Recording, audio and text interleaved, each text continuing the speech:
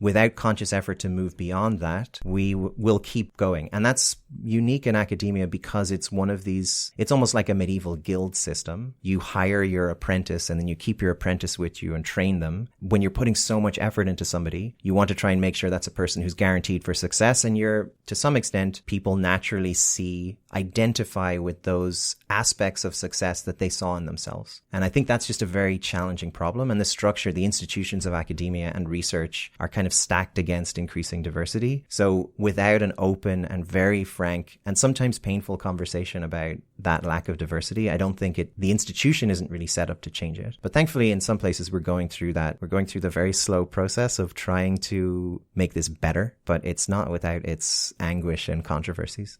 Thank you, Amir. And with that, we're going to take a quick break. We'll be right back with more Kinda Sorta Brown. Chicago, the Windy City, the city of broad shoulders, the second city, is complicated. Known for its legacies of segregation and political corruption, Chicago has a lot to grapple with. On Chicagoland, we bring you conversations with activists, journalists, politicians, and others who are working to address these issues. You can find Chicagoland wherever you listen to podcasts. From University of Chicago Public Policy Podcasts, this is Chicagoland. So I think another interesting thing I'd love to sort of talk to you about is your own background. And so how do you think that your identity specifically informs your research?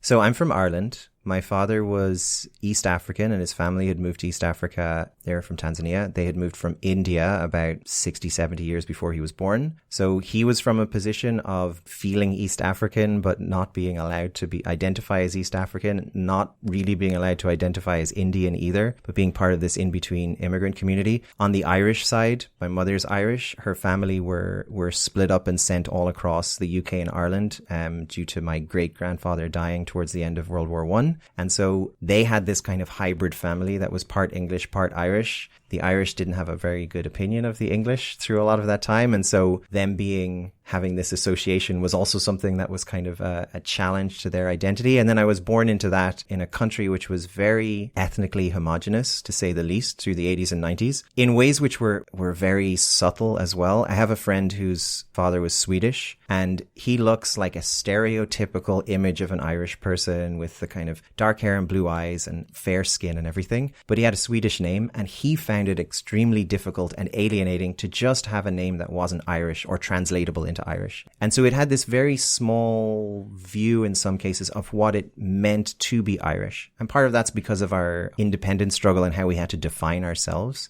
But I remember always growing up as this feeling like not belonging to any one thing. I don't think that necessarily affected the choice of research topics, but more the way that I approach them in a couple of ways. So on the one side, it has left me identifying a lot more with people in general, absent from how they self-identify. So absent from people's national identities, but just a general sense that people are people and that group identity doesn't matter as much as individuals' dignity, basically. And so that there's this sense here of tackling a problem which improves the lot of people who, particularly deprived people, who might not have a voice of their own to use. And I think that has affected the choice of how I approach my research. So it's about the environment, but it's thinking about the people who suffer, and ways to alleviate that suffering.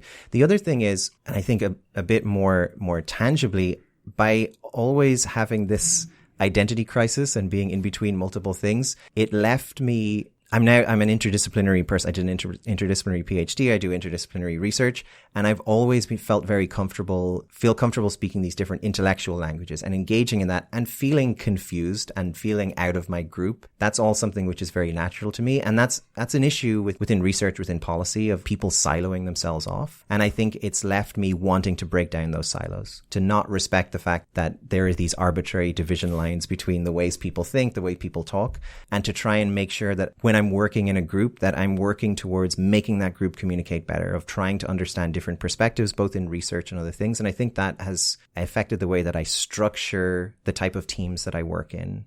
So I'm curious to know if you'd have any advice to a burgeoning young climate scientist out there.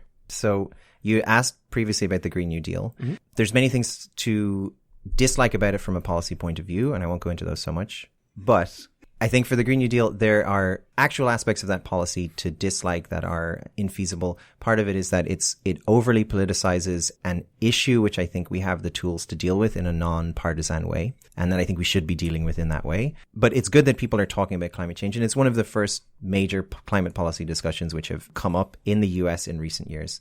One of the things that I do like a lot about it is that it ties together this idea of the environment and focuses on it as an issue where there are winners and losers, but within this country and then implicitly overseas as well. So there is this implicit acceptance of the fact that it's also a justice issue and an equity issue.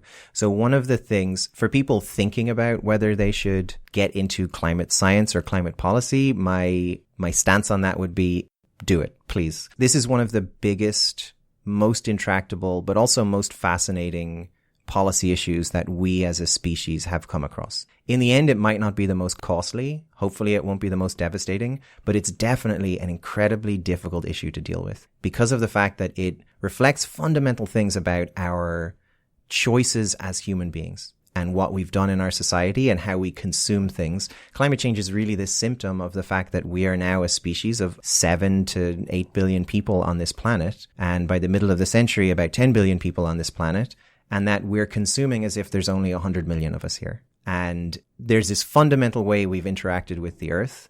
And climate change is a symptom of how we're not keeping up to that given how our society's evolved. So I'd say definitely this is one of the most fascinating areas to be in and also one of the most pressing. I don't quite adhere to this view that you hear and that this is a real life or death situation. The planet will survive ultimately. It might be lower quality. There might be kind of degradation to it, but we care about it more because of the effects it's going to have on people. So this is really a selfish view of not saving the planet, but saving humans on the planet. This is something which affects us all. And I think something that we need more people working on and more people committed to every aspect of it, whether it's the science side, whether it's the policy side, engagement, communications, anything. For people already in this, I would say that one of the most important things that I have seen recently is this idea of the unequal distribution of damages and the unequal distribution of benefits. That beyond just thinking about the science of how air moves around as it heats up, thinking about the consequences of that and how those consequences are largely unequal and are largely affecting lower income people more,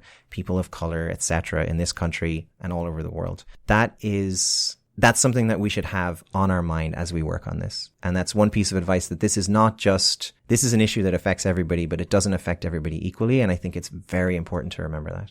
Thank you so much, Amir, and thank you to our listeners. This has been Kinda Sorta Brown, a UC3P podcast. We'd love to thank our producer, Izzy, for being just amazing and doing his normal bang-up job. Also, thank you to Eduardo for helping with all of the editing, production needs, as well as just being an awesome coach as we go through this. I'm your co-host, Kurt Nugent. James Johnson. Rei Bertoldi. And we'll see you very soon.